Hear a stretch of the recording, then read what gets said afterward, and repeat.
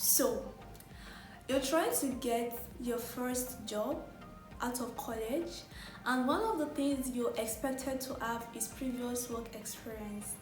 You're like, how am I expected to have work experience if I haven't worked in a company before?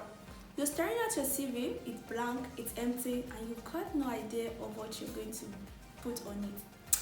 This right here is the scenario that happened to a lot of graduates or first-time people trying to get jobs in a company.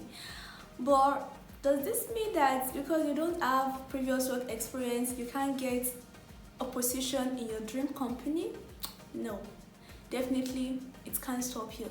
You just need to understand other things that you can put on your CV that will sell your potential to employers.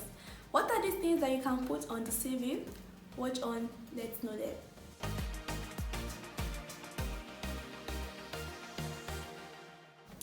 Hi, welcome back to the channel. In today's video, we'll be talking about CV and how to structure a CV when you have no work experience and some things that you can actually capitalize on to ensure that your CV still top the list of employers' CV review.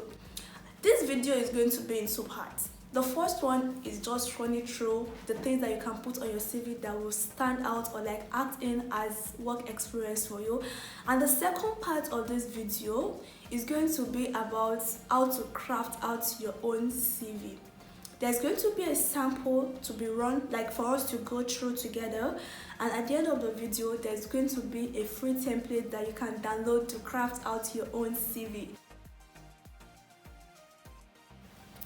Curriculum vitae, also known as CV, is a short document that gives a potential employer a sense of who you are as an individual, what you can offer to their company, and how you are a good fit to the company. It gives them a sense of your educational background, your skills, your experiences, your past achievements, and the skills that you have that can be transferable to their company. So, if work experience is a big part of a CV and you don't have a work experience, how can you still ensure that your CV is great? 4 things. You're going to craft out your volunteer experience in such a way that it is enticing. You're going to put your transferable skills, like you value your transferable skills and actually set them up on your CV. Your past achievements and awards are going to be there on your CV, and your hobbies and interests are going to give them a sense of who you are outside of work. So, how do you go about capitalizing on these 4 things? First, your volunteer experience. Whether we admit it or not, every single one of us have experiences working in the formal and informal sector. You went to uni, right? Like you graduated from uni or you're still in uni, and there's no you'll be in school and you'll now have been a part of maybe a club or even part of setting up a program for the school, right? All these things that we ignore are things that we can actually capitalize on for our CV. You structure them very well. For example, you can put a time frame that you work with. Maybe it was just for a 2 weeks program or a 1 month program that you help the school in setting up for.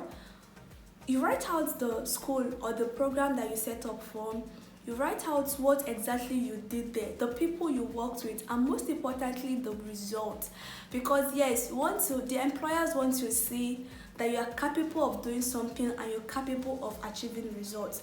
So just go back and think of all the time that you've worked voluntarily with your company, with your school, or even like a charity organization, and think of the things that you did with them. What was the impact? How many people did you work with? And how long did you work with them? These are the information that you actually need to be able to structure your CV. And volunteer experience is not just limited to like maybe school and charity organizations. Your internship, your CWS program, all this counts as your experience, because yes, during your internship you worked with your company, during your CWS you worked with a company. All these are things that you will structure to have as experiences on your CV. Remember, the goal of experience is to show employers that you're capable of delivering on the tasks that they give to you. And yes, you've delivered on the tasks before, so yes, you have to write those things down. The second thing is your transferable skills.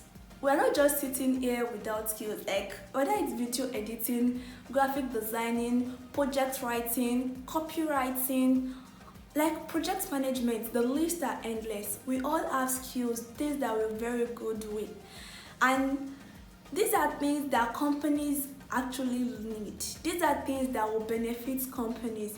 So actually valuing your skills and writing them out in such a way that it's it shows what you've done with the skill. For example, if you've used your project management skills to actually help your school or like an organization to manage a project in the past, then this is something that you can write in your CV, and it's kind of like stand out for you because your experience, like the way you worked with them, the what you delivered on is unique to you. It's shows your uniqueness and actually give you an edge in the company you're applying to. The other thing we talked about here is personal achievements. If it was that award you won in school, whether working with a team and getting award for being the best team member, receiving scholarships, or like participating in a competition and winning award, even if it's just like finalist position. These are things that you can actually structure so well to put on your CV. Again, it shows that you take initiative and you actually get results. You put in the effort and you get results for the initiative that you take. Then the last thing we stated are your hobbies and your interests. Hobbies and interests shows that you're a human and you do things for leisure outside of work. Because the truth to be told, we all need to keep ourselves and our brain active, and engaging in great hobbies can actually help improve our well-being, which also help improve the way we deliver on the tasks that we engage in, right? So writing out your hobbies on your CV can actually give the employer a sense that, oh, this person is human. He actually takes time to take care of himself or herself outside of the job, and it can actually be something that will prompt them to say, oh, let's give him the job or let's give her the job. And it can be a basis of conversation. For example, if you say one of your hobbies is swimming and the employer loves swimming, for example, during your interview you can talk about swimming and even hang out to swim in a new place, right? So these are some things that you can capitalize on. So work experience or lack of work experience should not stop you from getting a job that you so much desire. Alright, you can find the second part of this video just by clicking here. I wish you the very best as you look forward to getting your first job. And if you like this video or you find it useful, make sure you like the video, subscribe to the channel, and check out our website at www.smartbookite to learn more about how to grow on your academic and career journey. Alright, until next time, take good care of yourself. Bye.